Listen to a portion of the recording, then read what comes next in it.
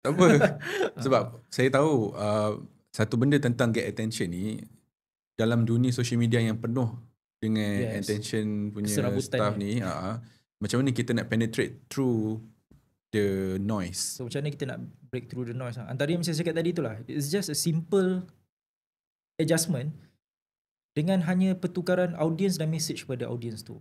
Okay, kalau contoh saya jual air mineral, walaupun jual sekadar air mineral, jadi untuk break through the noise tu ada macam-macam. Macam ada orang cakap, oh kena hook yang bombastic, namun taktikal yang berkesan tak bermakna conversion yang baik. Jadi saya lebih berpihak kepada pendekatan bereksperimen dengan audience yang pelbagai.